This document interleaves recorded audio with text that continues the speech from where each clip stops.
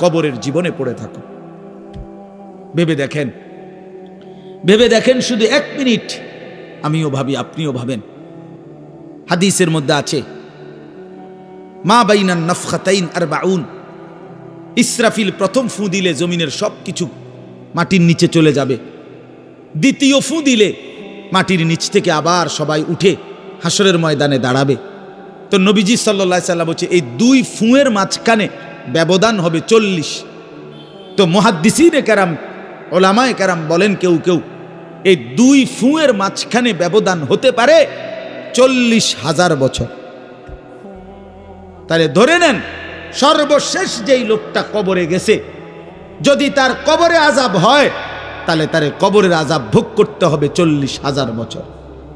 এবার বলেন তো এখন যারা মরতেছে, এবার বলেন তো রাসূলুল্লাহ সাল্লাল্লাহু আলাইহি সাল্লামের জামানায় যারা মারা গেছে, এবার আরো পিছনে যান ইব্রাহিম আলাইহিস সালামের জামানায় যারা মারা গেছে, এবার আরো পিছনে যান নূহ আলাইহিস সালামের জামানায় যেই অবিশ্বাসী বেঈমানগুলো মারা গেছে, তারা আজকে কত বছর যাবত কবরে আযাব ভোগ করতেছে।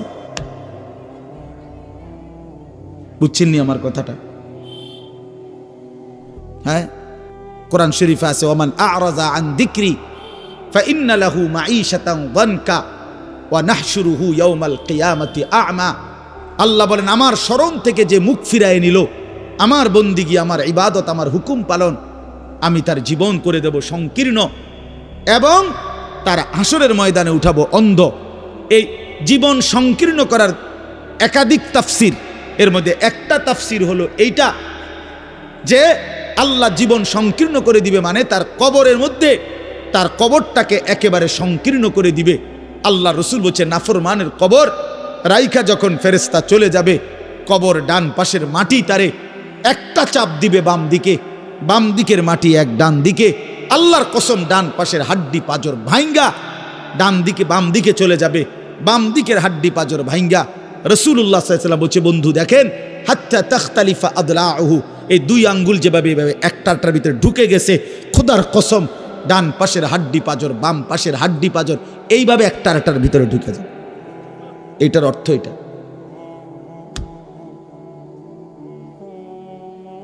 হ্যাঁ, রাসূলুল্লাহ সাল্লাল্লাহু আলাইহি সাল্লাম একদিন হযরত বারা ইবনে আযিব রাদিয়াল্লাহু তাআলা আনহু থেকে বর্ণিত, নবীজি একদিন এক সাহাবীর জানাজা পড়তে গেছেন। জানাজা পড়তে গিয়ে খালি কবরের সামনে কিছুক্ষণ দাঁড়াইছেন, তখনও ওনারে কবরে রাখে নাই, জানাজাও পড়ায় নাই। নবীজি আগে গিয়া কবরটার সামনে দাঁড়াইছে। হযরত বারা ইবনে আযিব বলেন আমরা নবীজির সাথে ছিলাম। আল্লাহর নবী সাল্লাল্লাহু আলাইহি সাল্লাম কবরের খালি এই কবরে দেখা অঝরে কাঁদতে শুরু করছে। আমরা সবাই সাহাবীরা নবীজির সাথে কাঁদতে শুরু করলাম। অনেকক্ষণ কাঁইদা নবীজি চোখের পানি মুইছা আজীব কথা বলছে নবী। রাসূলুল্লাহ সাল্লাল্লাহু আলাইহি সাল্লাম সাহাবীদেরকে লক্ষ্য করে বলছে ইয়া ইখওয়ানি লিমিসলি হাদা ফাআইদ্দু, আমার বন্ধুরা, আমার সাথীরা, এই কবরে যাওয়ার জন্য তোমরাও রেডি হও। ফাআইদ্দু, তোমরাও প্রস্তুতি নাও, অচিরেই তুমি আমি সবাই এই কবরেই পৌঁছে যাইতে হবে। রাসূলুল্লাহ সাল্লাল্লাহু আলাইহি সাল্লাম বলছেন প্রিয় বন্ধু আমার, জওয়ান সাথী আমার, সামান্য এই কয়েকদিনের জওয়ানি নষ্ট না করা, কোনোভাবেই নষ্ট না করা। তো এই জন্য বললাম এই সূরা মুলক এটা আল্লাহ তাআলা অত্যন্ত ফজিলতপূর্ণ একটি সূরা। রাসূলুল্লাহ সাল্লাল্লাহু আলাইহি সাল্লাম বলছেন এটা কবরের আযাব থেকে রক্ষা করবে। এই সূরা নিয়মিত তাফসীরের মধ্যে আমি নিজে পড়ছি, তাফসীরে কুরতুবিতে আছে।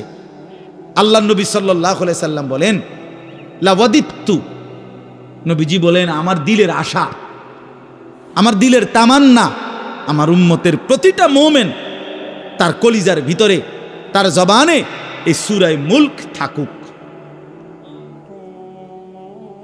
সূরা মুলক থাকুক।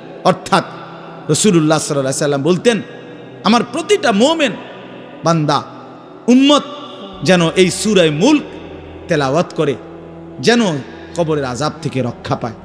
নবীজি 5 ওয়াক্ত নামাজের পরে, আল্লাহর কসম ভাই, এখানে অনেক ওলামায়ে কেরাম আছে, আপনি জিজ্ঞাসা করে নবীজি 5 ওয়াক্ত নামাজের পরে সরদার দু আলম নবীর তো কোনো গুনাহ নাই, তিনি নিষ্পাপ, তিনি তো জান্নাত উদ্বোধন করবেন। আনা আউয়ালু মান ইয়াকরাউ বাবাল জান্নাহ, নবী বলছে আমি সেই মুহাম্মদ যে প্রথম জান্নাতের দরজা আমি নাড়ব, জান্নাতের কড়া নাড়ব আমি মুহাম্মদ। ভিতর থেকে ফেরেশতা বলবে আপনি কে? আমি বলবো মুহাম্মদ। ফেরেশতা বলবে আনতাজিরু লাক, আমি তো আপনার অপেক্ষাই করছিলাম, আপনি আসবেন বলেই তো অপেক্ষায় ছিলাম, আপনি উদ্বোধন করে দিলেই তো বাকিরা ঢুকবে। তো সেই নবী যিনি জান্নাত উদ্বোধন করবেন, তিনি 5 ওয়াক্ত নামাজের পরে ভাইয়া প্রতিদিন তিনি যেই কথাটা দোয়া করতেন, এর মধ্যে একটা দোয়া এটা, আল্লাহুম্মা ইন্নী আউযু বিকা মিন আযাবিল কবর ওয়া মিন ফিতনাতিল কবর ওয়া মিন ফিতনাতিল মাসীহিদ দাজ্জাল ওয়া মিন ফিতনাতিল মাহইয়া ওয়াল মামাত। আল্লাহ আমি কবরের আযাব থেকে পানাহ চাই। নবীজি নিজে বলতেন।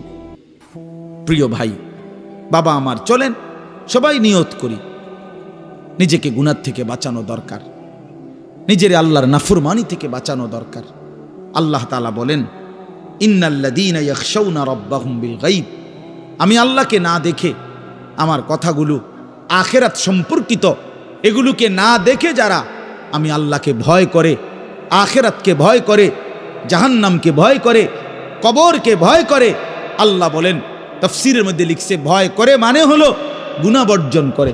কোন ব্যক্তি আল্লাহকে ভয় করে, খোদার কসম এই কথার অর্থ হইল গুনাহ ছেড়ে দেয়। যে গুনাহ ছেড়ে দেয় সে আল্লাহকে ভয় করে, যে আল্লাহকে ভয় করে সে গুনাহ ছেড়ে দেয়। কোন নাফরমান আল্লাহকে ভয় করে না, আল্লাহকে ভয় করলে গুনাহ করতে পারে না। বুঝেন নাই বাংলা কথাটা? এটা কাগজের এই পিঠ ও পিঠ, কাগজের এই পিঠ ওই পিঠ। এই পিঠে যদি লেখা আছে আল্লাহর ভয়, তো ওই পিঠে লেখা থাকবে গুনাহ বর্জন। যে গুনাহ ছেড়ে দেয় সে অটোমেটিকলি আল্লাহকে ভয় করে, যে আল্লাহকে ভয় করে সে গুনাহ বর্জন। এজন্য তাকওয়ার অর্থ আল্লাহর ভয়, এটার প্রথম অর্থ হইল গুনাহ বর্জন। মান খাশিয়ার রহমান, আল্লাহকে ভয়, এটার প্রথম অর্থ গুনাহ বর্জন, গুনাহ বর্জন। আমার শায়েখ আল্লামা মুফতি মুশতাকুন নবী সাহেব সব সময় চিল্লায় মাহফিলে, অনেক সময় আহাজারি করে বলে যে বাপ গুনাহ আগুন, গুনাহ আগুন, গুনাহ আগুন। প্রতিটা গুনার পিঠে ওই পিঠে আগুন আছে। নারীর প্রতিটা বেপর্দা দৃশ্যের মধ্যে খোদার কসম আগুন জ্বলে।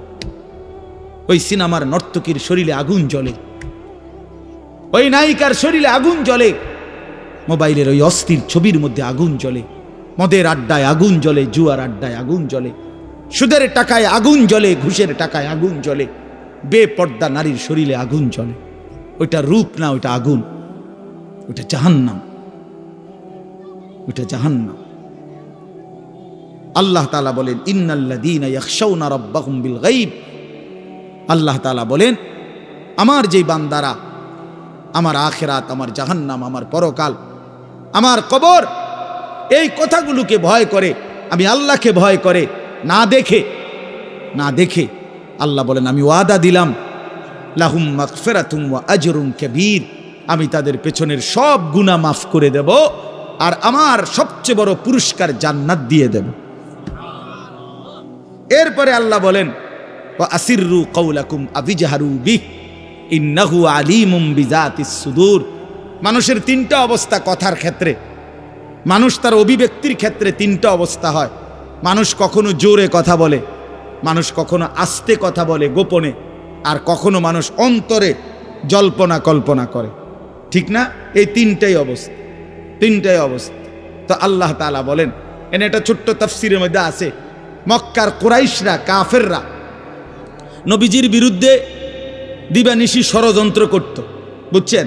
তো ষড়যন্ত্র করতে বইলে মাঝে মধ্যে এই বেকুবরা বইলে কইতো আস্তে কো, আস্তে, এই আস্তে কো বেটা, আসিররু, আস্তে কথা বলো, কাই লা ইয়াসমা রাব্বা মুহাম্মদ, মুহাম্মদের খোদা যেন শুনতে না পায়।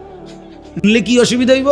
হেরাই বলতো শুনলে জিবরাইলের কাছে কইয়ে দিব, হে আবার মুহাম্মদের কাছে এসে কইবে, একবারে ফেঁসে পড়বে। হ্যাঁ, তাফসীরের মধ্যে আছে। আল্লাহ তাআলা বলেন, হায় হায় রে বেওকুফ, কি বললি, কি ভাবলি, আল্লাহরেই চিনলি না, আল্লাহকেই চিনলি। হ্যাঁ, অনেক নওজোয়ান হ্যাঁ বেচারা ইয়ারফোন লাগাইলে মনে করে কেউ শোনে না, না ইয়ারফোন লাগাইলেছে আর কি, বুঝেন না, কানের মধ্যে দুইটা বল্টু লাগাইছে, খালাস, আর তো দুনিয়ার কেউ শুনে না। আরে না ফরমান, দুনিয়া কেউ শুনে না সেটা তো কথা না, আর শাজিমের মালিক তো শুনে। ওয়া আসিররু কাওলাকুম আবি জাহারু বিহি, রব্বুল আলামিন বলেন তোমরা যদি আস্তে কথা বলো, আবি জাহারু বিহি, যদি জোরেও কথা বলো, ইন্নাহু আলিমুম বিদাতিস সুদূর, আল্লাহ বলে শুধু এই দুইটা না বান্দা, আস্তে বলো, জোরে বলো, অথবা অন্তরের ভিতরে যা লুকায়িত করো, আমি আল্লাহ সবটাই পুরাপুরি জানি। এরপরে শেষ অসাধারণ একটা যুক্তি আল্লাহ দেখাইছে, এই শেষ কথা আমার, আলা ইয়ালামু মান খালাক, আজীব কথা। আল্লাহ বলে, আচ্ছা বান্দা, তোমার আমি একটা কথা জিজ্ঞাই, তুমি আমার কথাটার উত্তর দাও। এর কথা কি তুমি বুঝো না যে আলা ইয়ালামু মান খালাকা, যে সৃষ্টি করলো, যে বানাইলো, তিনি জানবে না, তিনি বুঝবে না, তিনি শুনবে না, এটা তুমি কেমনে ভাবলা? তুমি কও, তোমার বিবেকে কি কও? এতটি ভাত খাইয়া বুঝি এই কথাটা বুঝলা না? এতদিন দুনিয়ার থাইকে বুঝি এই কথাটা বুঝলা না? আলা ইয়ালামু মান খালাক, এই তৃতীয় আয়াত। আল্লাহ বলেন, যিনি সৃষ্টি করলেন তিনি জানবে না? যে কোম্পানি এটা বানাইছে সে জানে না? এখান দিয়ে কথা বলে না, এখান দিয়ে কথা বলে, কথা বলেন না কেন? তো যিনি সৃষ্টি করলেন আল্লাহ, আমরা কি করছি না করছি তিনি আমাদের কথা জানবেন না? কথা বলেন না, বলেন না, শুনেন তিনি? আল্লাহ শুনেন কিনা, দেখেন কিনা, জানেন কিনা? ওহুয়াল লতীফুল খবীর, আল্লাহ বলেন তিনি সূক্ষ্ম থেকে সূক্ষ্ম, বিন্দু থেকে বিন্দু সেটাও জানেন। খবীর, পুরা সৃষ্টির খবর একসাথে তিনি পূর্ণ রাখেন, পূর্ণ রাখেন। এজন্য দোস্ত আমার, রাত 2টা বাজে, নওজোয়ান মনে করছে চারিদিকে কেউ জেগে নাই, সবাই ঘুমায় গেছে, এজন্য সে মোবাইলের উলঙ্গ ছবি দেখছে। আল্লাহ ডাক দিয়া বলে, আনিস আমি আছি।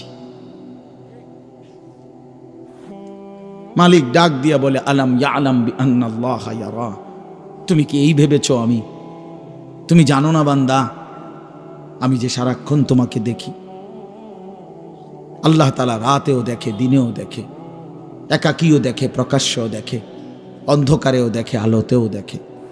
7 আসমানের উপরে কোনো ফেরেশতা হাঁটলেও মালিক দেখে, 7 তবক জমিনের নিচে কোনো পিঁপড়া হাঁটলেও মালিক দেখে। আটলান্টিক মহাসাগরের যে প্রাণী গভীর তলদেশে, আল্লাহ তাকেও দেখে। হিমালয়ের সুউচ্চ চূড়ায় যে প্রাণী, আল্লাহ তাকেও দেখে, তাকেও দেখে। ওয়া ইয়ালামু মা ফিল বাররি ওয়াল বাহর, জলে স্থলে যা আছে আল্লাহ বলেন সব তিনি জানেন। ওয়া মা তাসকুতু মিন ওয়ারাকাতিন ইল্লা ইয়ালামুহা, একটা গাছের পাতাও যদি পড়ে আল্লাহ বলেন আমি তাও জানি। ওয়ালা হাব্বাতিন ফি যুলুমাতিল আরদ, মাটির তলদেশে যেই চারা দানা বীজ তোমরা রোপণ করছো, বপন করছো, আল্লাহ বলে কোন দানা কোন চারা আমি তাও জানি। ওয়ালা রতবিন ওয়ালা ইয়াবিসিন, শুকনায় কি আছে, ভিজাতে কি আছে, আমি সব জানি।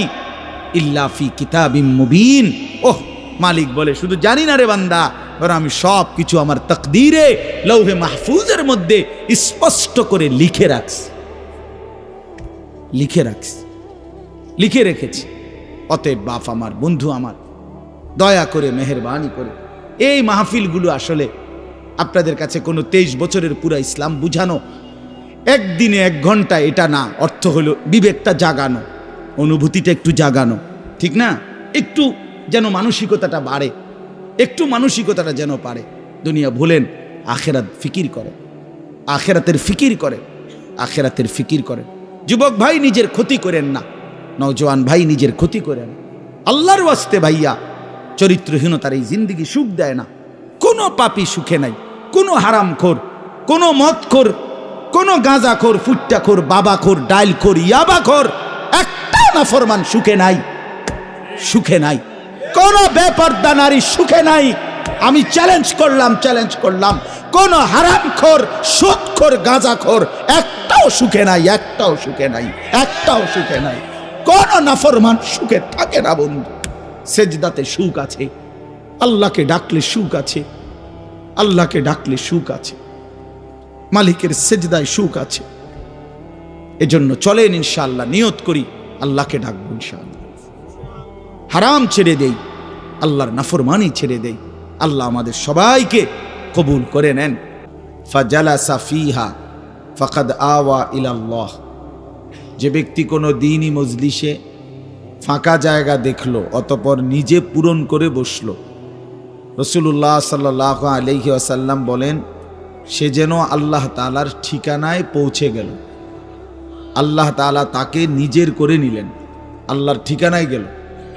এজন্য ফাঁকা জায়গা পূরণ করে বসা অনেক বড় নেকির একটা আমল। রাসূলুল্লাহ সাল্লাল্লাহু আলাইহি সাল্লামের মজলিসে একবার এরকম কেউ একজন বা দুইজন নবীজি আল্লাহর কথা বলতেছিলেন, তো দাঁড়ায়া আবার সাথে সাথে চলে গেছে পিছন থেকে। তো রাসূলুল্লাহ সাল্লাল্লাহু আলাইহি সাল্লাম বললেন, মান আ'রাযা আনিল্লাহ ফাল্লাহু আ'রাযা মিনহু। যে আল্লাহর থেকে মুখ ফিরায় নিল তো আল্লাহ তাআলাও তার থেকে মুখ ফিরায় নিলেন। এজন্য দ্বীনি মজলিসের ক্ষেত্রে এটা বহুতই গুরুত্বপূর্ণ যে শতভাগ আদব, ছোট হোক মজলিস, 2 জন শুনুক আর 5 জন শুনুক, এটা কোনো বিষয় না। তো কোরআন সুন্নাহর এই ইলমের সাথে আদব জরুরি।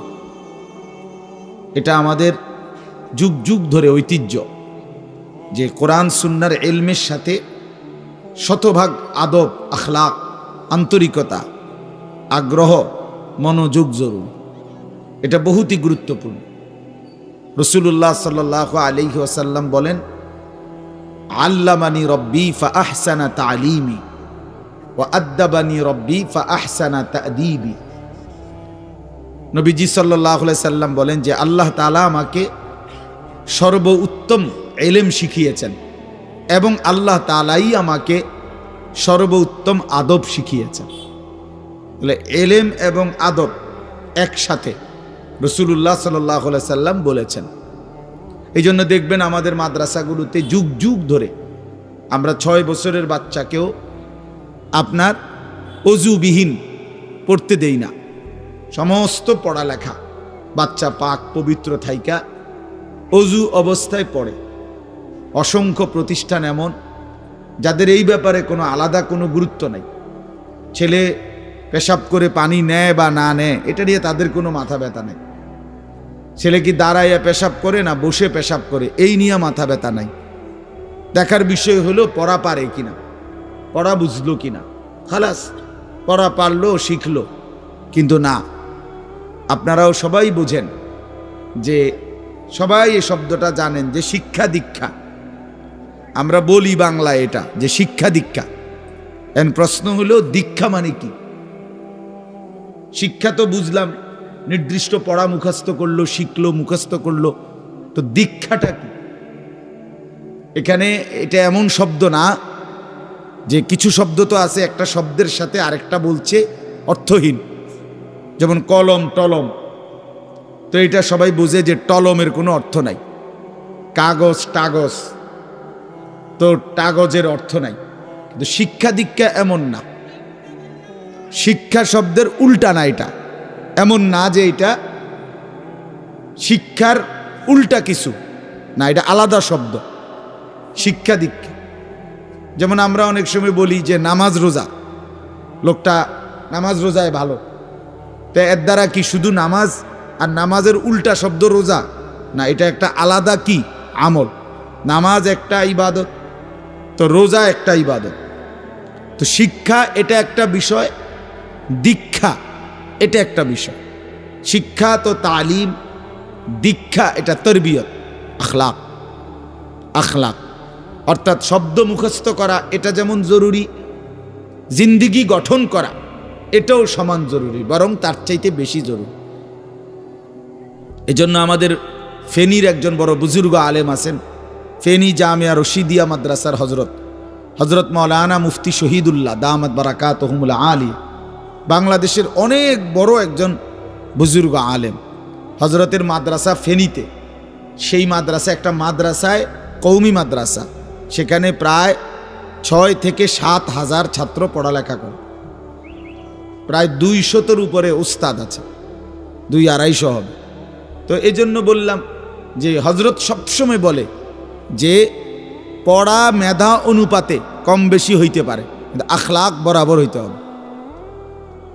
আখলাক, ছাত্র মেধাগত যোগ্যতার কারণে কেউ রুল নাম্বার 1, কেউ রুল নাম্বার 10, কিন্তু আদব আখলাক বরাবর বরাবর হওয়া চাই। আমরা এটা খুব খেয়াল করি না। আজকে সবাই মনে করে বাচ্চার পড়ালেখা হচ্ছে, ঠিক আছে, পড়তেছে, যাইতেছে, আসতেছে, ছেলেটা পড়তেছে, রেজাল্ট আসছে, কিন্তু আখলাক কোথায়? যে ছেলেটা কখনোই প্রস্রাব করে টয়লেট পেপার ব্যবহার করে না, দাঁড়িয়ে বসে প্রস্রাব করার ক্ষেত্রে কোনো পার্থক্য করে না, তো তার আখলাক, তার জীবন গঠন হইল কই? শব্দ না মুখস্থ হইল? শব্দ না মুখস্থ হইল?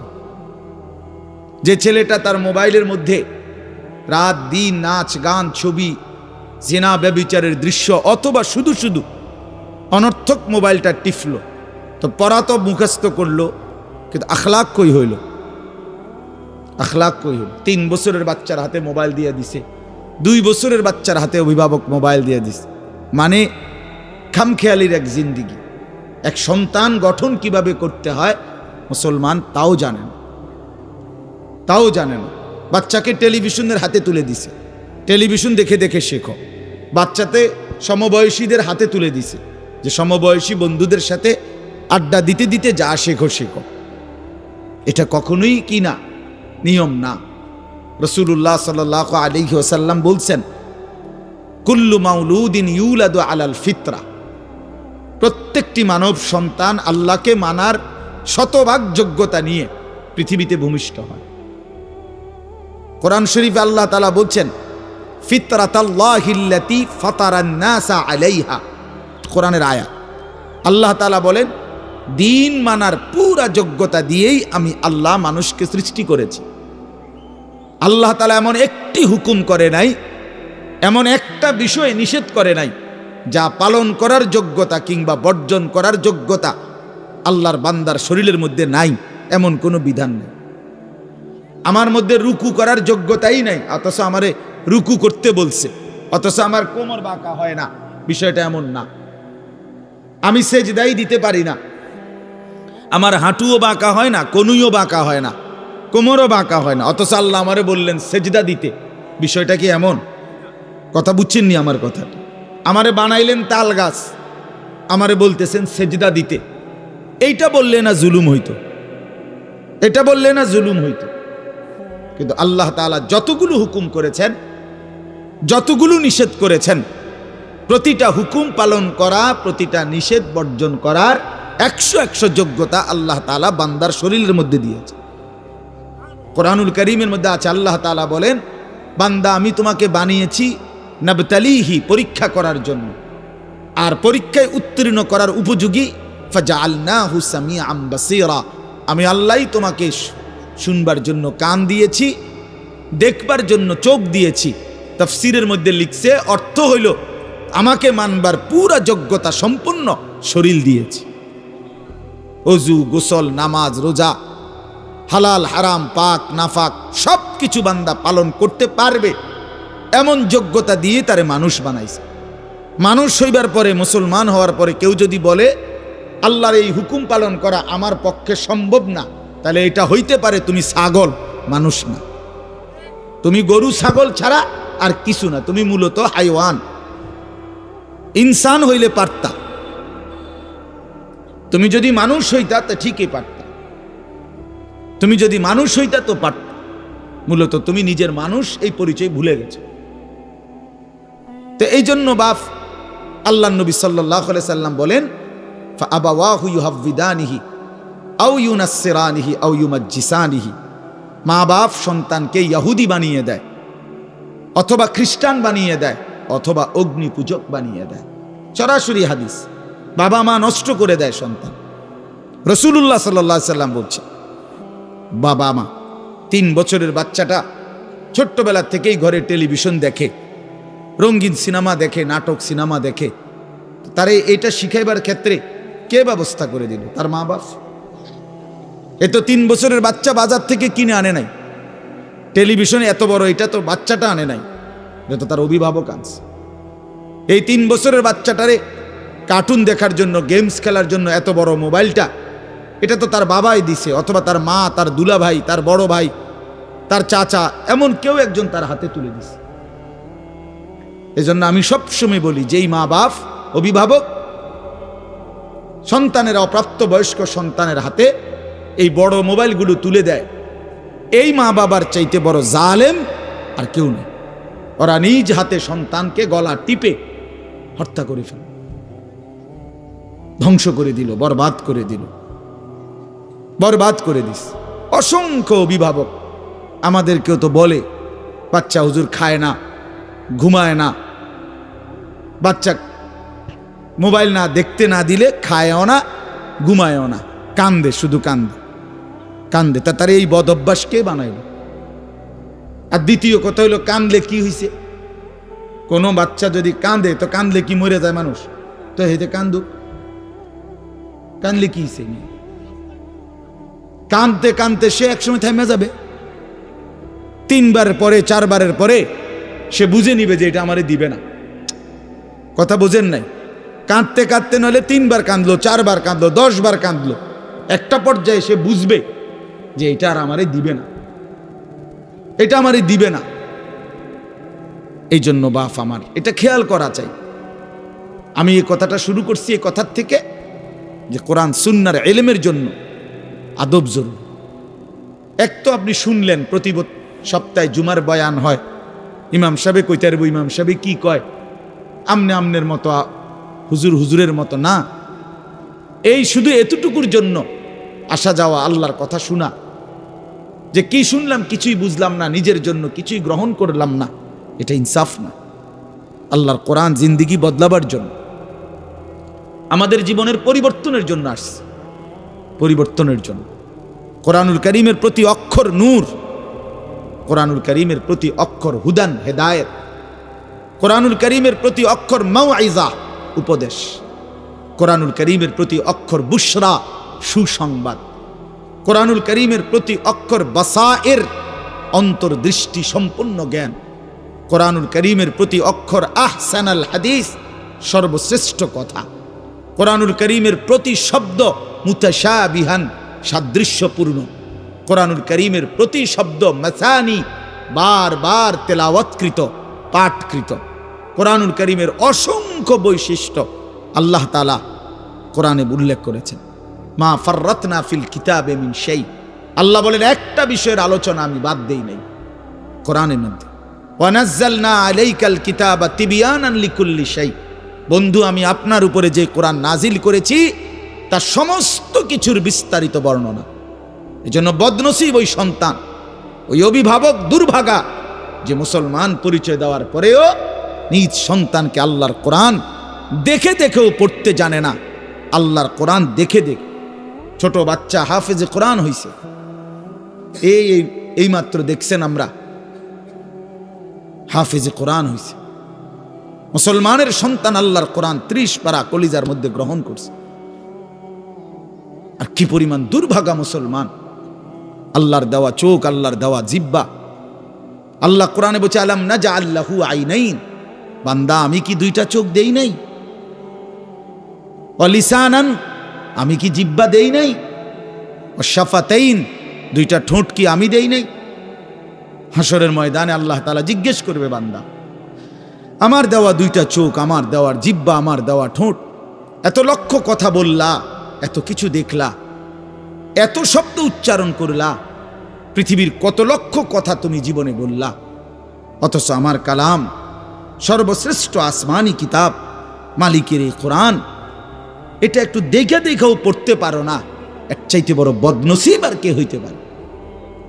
এজন্য আমি পরিষ্কার বলি সবসময়, আল্লাহর কোরআন যেই মুসলমান দেখে দেখেও শুদ্ধ পড়তে পারে না, আমার দৃষ্টিতে ওই লোকটা বোবা, আপনি বোবা, মূলত দোস্ত তুমি বোবা। বাকি কথাগুলো না বললেও চলতো, বাকি কথাগুলো না বললেও চলতো। এই পৃথিবী ভোগ করা যেত। বোবা মানুষ যারা, তারা কথা না বলতে পারলেও ভাতও খাইতে পারে, ঘুমও যাইতে পারে, পেশাব পায়খানাও করে, বিয়েও করে। বোবা মানুষের বাচ্চা কাচ্চাও হয়। এরকম দেখছেননি কখনো? না, কথা বলেন না কেন? তাহলে বোবায়ও তো পৃথিবী ভোগ করে। তাইলে বোঝা গেল দুনিয়ার এই ভাত মাছ বিয়া বউ, দুনিয়ার এই যৌন চাহিদা পূরণ আর পেশাব পায়খানার ঘুম, এটুকুর জন্য কথা না বললেও চলতো, অন্ধ হইলেও চলতো, অন্ধ হইলেও চলতো। চোখে না দেখলেও কত মানুষ পৃথিবী ভোগ করতেছে। তাহলে যে জবান আল্লাহর দেওয়া, যে চোখ আল্লাহর দেওয়া, সেই মালিকের কালাম দেখে দেখেও পড়তে পারলাম না। 16 বছর বাচ্চাটা পড়লো, অথবা আপনি পড়াইলেন, একবারও ভাবলেন না হায় আমার সন্তানকে আমি কি পড়াইলাম? একবারও মনে করলেন না বাফেরই কি হইলো, সন্তানের বা কি হলো? হায় মুসলমান, বাফও তো ছিল মুসলমান, ছেলেটাও তো মুসলমান। না বাফের একবার মনে পড়লো, না ছেলের একবার মনে পড়লো, না মায়ের একবার মনে পড়লো, না ছেলেটার একবার মনে পড়লো যে আমার মালিকের কোরআন পড়তে পারি না। পৃথিবীর কত পড়া, দরকারি বেদরকারি মিলাইয়া পৃথিবীর বাকি সমস্ত পড়ালেখার মধ্যে প্রয়োজনীয় অপ্রয়োজনীয় কথার মিশ্রণ। কিছু কথা দরকারি আছে, কিছু কথা বেদরকারি আছে। সমস্ত বাংলা বইয়ের মধ্যে দরকারি কথাও আছে, বেদরকারি কথাও আছে। ইংরেজি বইয়ের মধ্যে দরকারি কথাও আছে, বেদরকারি কথাও আছে। কথা বলেন? হ্যাঁ, রোদ হচ্ছে, বৃষ্টি হচ্ছে, খেকশিয়ালের বিয়ে হচ্ছে, এটা কোনো দরকারি কথা হলো? এটা কিছু শিখার কিছু? এটা হাট্টিমা টিম টিম তারা মাঠে পারে ডিম, এটা কি? এটা কোনো শিখার কিছু? হ্যাঁ, আগডুম বাগডুম ঘোড়া ডুম সাজে। আগডুম কি বাগডুম কি? তার বাপের 14 গোষ্ঠী কইতে পারবো নি আগডুম কি? যে লিখছে এটা অনর্থক কথা। 2 little black birds sitting on a wall, one called Peter, one called Paul. 2টা কাউয়া একটা ওয়ালের মধ্যে বসছে। একটা কাউয়ার নাম হলো পিটার, আর একটা কাউয়ার নাম হলো পল। এই হলো কবিতার অর্থ। এটা কি শিখছে ছেলেটা? এখানে কি শিখার? কাউয়া ওয়ালে বসলেই কি, টিনের সালেই বসলে কি? কাউয়া তো কাউয়া, কাউয়া লইয়া আমার দরকার কি? কাউয়া কই বইছে, এটা আমার বাচ্চা শিখতেইব। আমি কি কাউয়ার বাচ্চা? বলেন তো কি অর্থ আছে এটাতে? আর এই পিটার পল, এটা সম্পূর্ণ কাফেরের নাম। পিটার এই শব্দ, পল এটা খ্রিস্টানদের নাম, কোন মুসলমানের নাম না। এটা তো মুসলমানের সন্তান এটা শিখবে কেন? উচ্চারণ শিখার জন্য, কিছু শব্দ শিখার জন্য। তো শব্দ শিখার জন্য ইসলামী কোনো শব্দ নাই। আল্লাহ আমাদেরকে বুঝ দান করে। আমি বইয়ে এখানে বই ঠিক করতাম বসি না, যে বুঝেন না আমার কথাটা? অর্থ এই উদ্দেশ্য তাহলে আমি এনে বই ঠিক করতে বসি নাই। অর্থ একটা উদাহরণস্বরূপ বললাম আর কি। আবার দরকারি কথাও আছে। আমাদের দেশে সেই ছেলে কবে হবে, কথায় না বড় হয়ে কাজে বড় হবে। ফাইন কথা। সকালে উঠিয়া আমি মনে মনে বলি, সারাদিন আমি যেন ভালো হয়ে চলি। চমৎকার কথা। বোর হলো দৌড় খোলো কুকুমনি উঠোরে, এগুলো তো অন্যায়। এসব কবিতাও তো না, আমরা আমলে নাই ডিমি কইতেছি। এখনকার কি আছে আমি জানি না। এগুলা আমার সময়ে পড়ছি আমরা ছোটবেলায় প্রাইমারিতে। যাই হোক বাপ, অর্থ হইল আল্লাহর কোরআন থেকে সন্তানকে বঞ্চিত করেন না। বঞ্চিত আপনাদের কাছে অনুরোধ, এই যে কয়জন বসছেন, জোয়ান ভাই যারা বসছেন, ভাই আমার স্কুলে পড়েন, কলেজে পড়েন, কোনো অসুবিধা নাই, ঠিক আছে। নতুন করে আবার মাদ্রাসায় ভর্তি হইতে পারবেন না, আমরাও জানি। কিন্তু কোনো একটু সময় বের করে আল্লাহর কোরআন সময় সুযোগ বের করে শেখা সম্ভব। শুক্রবারটা তো অবসর থাকেন, বৃহস্পতিবার বিকাল থেকে তো অবসর থাকেন, শনিবারটা তো অবসর থাকেন। তো একটু আল্লাহর কালাম পড়েন, কোনো একজন আলেমের কাছে, কোনো একজন মসজিদের ইমামের কাছে, কোনো একজন মাদ্রাসার ওস্তাদের কাছে নিজে আলাদা একটু সময় বাইর করেন যে আমার মালিকের কোরআন আমি একটু শুনি, আল্লাহ তাআলার কালাম শুনি। আহা, কোরআনুল কারীমের নূর। এটা যে শুনলো না, সে শুনলোটা কি? সে শিখলো কি, পড়লো কি? মজাই তো পাইলেন, কথা বলার মজাই তো হয় নাই। আমি তো অনেক সময় বলি, আল্লাহর ঘরের কালো গিলাফ আর মদিনার সবুজ গম্বুজ যে দেখে নাই, যেই চোখ, হে দেখলো কি? কালো গিলাফ যে দেখে নাই কাবার, রাসূলুল্লাহর রওজায়ে আতহারের সবুজ গম্বুজের ওই সৌন্দর্য যে দেখে নাই, যেই চোখ, সে জীবনে কি দেখলো? আমার একবার মক্কা শরীফ এক লোক উমরার সময়, বাংলাদেশি এক লোক দৌড়াইয়া আমার আয়সা জড়াইয়া ধরছে, ধরাইয়া কাঁদা দিছে, বলছে হুজুর আমি আপনার এক কথার কারণে হজে আসছি, উমরায় আসছি। আমি বললাম মানে? এই কথাইটা আমি এটা শুনছি, আজ আপনি বলছেন যে এই চোখ কাবার কালো গিলাফ দেখে নাই, রাসূলুল্লাহ সাল্লাল্লাহু আলাইহি সাল্লামের রওজায়ে আতহারের সবুজ গম্বুজ দেখে নাই, সে দেখলো কি? আর এটা আমার দিলে লাগছে যে হ্যাঁ ঠিকই তো, আমি আর কি দেখলাম? তাই তো যেই জবান আল্লাহর নামে নিতে জানে না, মালিকের কোরআনই পড়তে জানে না, তুমি পড়লা কি মিয়া? তুমি কি গোড়ার ঘাস কাটলা মিয়া? বাকি সবগুলো পড়া না হলেও দুনিয়া চলতো মিয়া। মূর্খ বকলম, নাম দস্তখত করতে জানে না, টিপসই দেয় এমন হাজারো মানুষ দুনিয়া ভোগ করতেছে। বাড়ি গাড়ি, নেতাগিরি, মাতবুরি, ক্ষমতা, দালান বিল্ডিং, সবটা দুনিয়া ভোগ করছে, অথচ নামটাও সই দিতে জানে না। এমন নাই? বলেন না এমন নাই? তো সে কোন যোগ্যতায় দুনিয়া ভোগ করছে? সে কিভাবে দুনিয়া ভোগ করতেছে? যদি বলেন সে সমাজে তার কোনো মান সম্মানে, আরে না মিয়া, বহুত নেতাদের মাতবর সমাজের, সে তো মূর্খ, টাকার জোরে ক্ষমতা দেখাচ্ছে, এমন মানুষ নাই? তো তাইলে এই জন্য বাপ আবারও অনুরোধ করছি আমি, অর্থ হইল অপমান করা না, জেনারেল শিক্ষা নিষেধ করা না। আমি তো কুমিল্লা ভিক্টোরিয়া কলেজ থেকে মাস্টার্স পাস করছি, সায়েন্স বিজ্ঞান বিভাগ থেকে দাখিল পাস করছি। এর মানে এটা বাদ দিতে বলতেছি না, বাদ তো আমি দিছি না, বাদ আপনি দিছেন। কথা বুঝেন নাই? বাদ আপনি দিছেন, আল্লাহর কোরআন বাদ দিছেন, রাসূলুল্লাহ সাল্লাল্লাহু আলাইহি সাল্লামের সুন্নাহ বাদ দিছেন। এতগুলো পড়ছেন, ধন্যবাদ আপনাকে, এটা পড়লেন না কেন? এতগুলো শিখতে পারলেন, এত লক্ষ টাকা খরচ করতে পারলেন, 4 বছরের মেডিকেলের জন্য, 6 বছরের মেডিকেলের জন্য এক বাপ তার ছেলেটার জন্য, মেয়েটার জন্য কত লক্ষ টাকা খরচ করছে, তার কোনো কুল কিনারা আছে মিয়া? তো আপনি পড়ান, কোনো অসুবিধা নাই, কিন্তু আপনি আপনার বাচ্চাটাকে আল্লাহর কোরআন থেকে বঞ্চিত করলেন কেন? নামাজ থেকে বঞ্চিত করলেন কেন?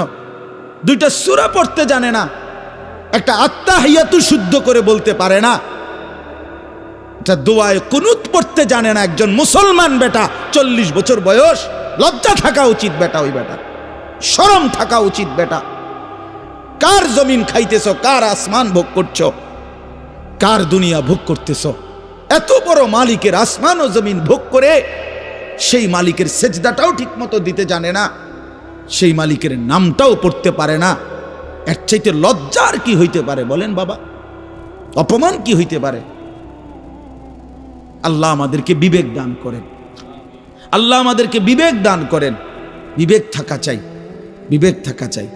কোরআনুল কারীমের মধ্যে আছে, আল্লাহ তাআলা বলছে, একটা সাংঘাতিক কথা আছে কোরআন শরীফে, ফাবিআইয়ি হাদিসিন বা'দাহু ইউমিনুন।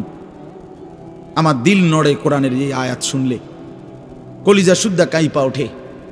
আল্লাহ তাআলা কোরআনে বলছে, এই 29 পারার মধ্যেই আছে, সূরা মুরসালাতের মধ্যে আল্লাহ তাআলা বলে, বান্দা 23 বছরে আমি আমার রাসূলের কাছে এই সর্বশ্রেষ্ঠ কিতাব নাজিল করলাম, আমার সবচেয়ে শ্রেষ্ঠতম কথাগুলো আমি তোমাদের জন্য দিলাম। বান্দা, এর চাইতে আর দামি কোন কথা বললে তোমরা আমার কথা মানতা? বুঝেন নাই?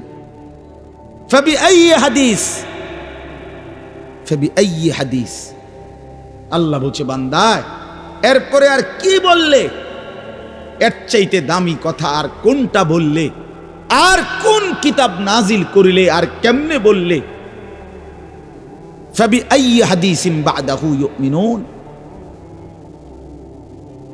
আর কিভাবে বললে বান্দা ঈমান আনতা, বিশ্বাস করতা? আকিমুস সালাহ আকিমুস সালাহ ৮০ বারের চাইতে বেশি বলছি আমার কোরআনে, আর কতবার বললে আমারে সেজদা দিতা?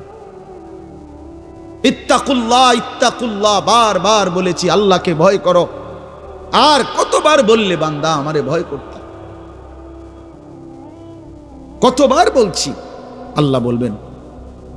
রাসূলুল্লাহ সাল্লাল্লাহু আলাইহি সাল্লাম বাপ আমার, বন্ধু আমার, নওজোয়ান সাথী আমার, মনে রাখবেন, বিশ্বাস করেন, রাসূলুল্লাহ সাল্লাল্লাহু আলাইহি সাল্লাম হাসরের ময়দানে অসংখ্য উম্মতকে জিজ্ঞেস করবে। এই আমল নামা যখন দেখবে, প্রত্যেকটা উম্মত তার নিজ নিজ আমল নামা, রাসূলুল্লাহ সাল্লাল্লাহু আলাইহি সাল্লাম দেখবেন। এই আমল নামা দেখে নবী জিজ্ঞেস করবে, উম্মত 23টা বছর একটানা আমি কেঁদেছি উম্মত, 23 বছর তোদের জন্য আমি কেঁদেছিলাম। এমনও রাত গেছে, সারা রাত উম্মতের জন্য আমি কেঁদেছি, সারা রাত দোয়া করছি উম্মতের জন্য। তায়েফের পাথরের আঘাতে পিঠ চালনির মতো ছিদ্র বানায় ফেলছি, পেটের কষ্টে, ক্ষুধার কষ্টে 14 দিনের চাইতে বেশি পেটে 2টা পাথর বাইন্দা ক্ষুধার কষ্ট হজম করছি। উহুদের দান শহীদ করা রক্তে আমি বেহুশ হয়ে আমি পড়েছিলাম। সেই নবী আমি, আর কত কাঁদলে, আর কত রক্ত ঝরাইলে উম্মত তুমি আমার কথা মনে করতা? তুমি আমার কথা ভাবতা? আল্লাহ নবী সাল্লাল্লাহু আলাইহি ওয়াসাল্লাম যখন এটা জিজ্ঞেস করবেন, তখন কি জবাব হবে বাপ? বলেন, ইনসাফের কথা বলেন। কি মনে করছেন? সুপারিশ? হাসরের ময়দানের সুপারিশ মানে কি? মুখে বিড়ি, সিগারেট, চেহারায় রাসূলুল্লাহ সাল্লাল্লাহু আলাইহি ওয়াসাল্লামের সুন্নাত নাই, 50 বছর ধরে সুদের লেনদেন, কোনদিন 5 ওয়াক্ত নামাজ আদায় করেন নাই, স্ত্রী বেপর্দা, ঘরের মধ্যে প্রতিদিন রঙিন টেলিভিশন চলতেছে। এই অবস্থায় কবরে যাইবেন, আর হাসরের ময়দানে দাঁড়াইলেই নবীজি সুপারিশ করে আপনারে বেহেশত দিয়া দিবেন। বিষয়টা মামুর বাড়ি না, বিষয়টা মামুর বাড়ি মনে করছেন আপনি। এটাকে কি মনে করলেন আপনারা? রাসূলুল্লাহ সাল্লাল্লাহু আলাইহি সাল্লাম সুপারিশ করবেন, এর কোনো নিয়ম কানুন নাই, কোনো বিধি নিষেধ নাই, আইন কানুন নাই। হাউজে কাউসারের পানি, এটা কি 10 টাকার পানির বোতল মনে করছেন? রাসূলুল্লাহ সাল্লাল্লাহু আলাইহি সাল্লাম বলেছেন, 1 ঢোক পানি পান করলে আর কোনো দিন বান্দা তৃষ্ণার্ত হবে না। এতটা আজিমুস শান দামি, এমনি এমনি দিয়ে দিবেন? এটা এমনি এমনি দিয়ে দিবেন? দয়া করে ভাবতে শেখেন, নিজের ভালো বোঝেন, নিজের ভালো, নিজের ভালো। আমি যেই সূরাটা পড়ছি, এই সূরাটার নাম হলো সূরা মুলক, 29 নম্বর পারা, কোরআনুল কারীমের 67 নম্বর সূরা। এই সূরাটার নাম হচ্ছে সূরা মুলক। এই সূরার 3টি আয়াত, 12, 13, 14, এই 3টি আয়াত আমি আপনাদের সামনে, এটা রাখতে কষ্ট হয়,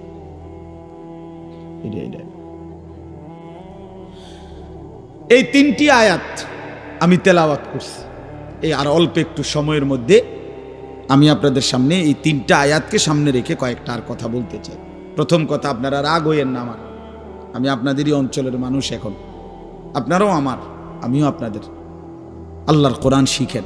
আমার কথা হলে আমি বলি না যে সবার সব জেনারেল পড়া বন্ধ করে দেন, অর্থ হলে আপনি একটু সময় বাইর করেন। কথা, যারা চাকরি করেন, ব্যবসা করেন, বুড়া মানুষেরও অনেক বয়স্ক লোক কইলে, হুজুর না আর কইয়া লাভ নাই, এই বয়সও না নাই, বিড়ি খাই না বয়স আছে। হ্যাঁ মাশাআল্লাহ, বিড়ি খাইতে কইলে চা দোয়ানে গপ মারুন না, বয়স ঠিকই রয়েছে অন। হ্যাঁ, অখনো টেলিভিশন 3 ঘন্টা চাইতে কইলে মাশাআল্লাহ কাকুর শরীরে বল আছে। মানুষের বেডির নাচ দেখবো, এতে কোনো লজ্জা শরম নাই। দুনিয়া ভোগ করতে বললে, ভাত খাইছে মাত্র, এখন যদি বলেন আবার আপেল খাইবেন নি, দাও, পেঁয়াজু খাইবেন নি, চা দোকানে গেছে আর আবার খাবে, দুনিয়া পুরাটা ভোগ করবে, 90 বছরও দুনিয়া ফুরায় না, 90 বছরও আখেরাত মনে পড়ে না। আফসোসের ব্যাপার মিয়া। আল্লাহ বলছে কোরআনে, আলাম ইয়ানি লিল্লাযীনা আমানু আন তাখশা কুলুবুহুম লিযিকরিল্লাহ। এই আমার ইমানদার বান্দা, আমায় আল্লাহর ভয়ে, আমার স্মরণের জন্য, আমার বন্দিগির জন্য তোমার দিলটা নরম হওয়ার সময় আজও কি হয়নি বান্দা? 365 দিনে খোদার একটা বছরে যে কোনো দিন ফজরের নামাজ পড়লা না যুবক, তোমারে যেন আল্লাহ ডেকে বলে, হায় বান্দা, তাহলে কি আর কোনো দিন নামাজ পড়বা না? 30 বছর ধরে যে কোনো দিন সুদের লেনদেন ছাড়লেন না, হারাম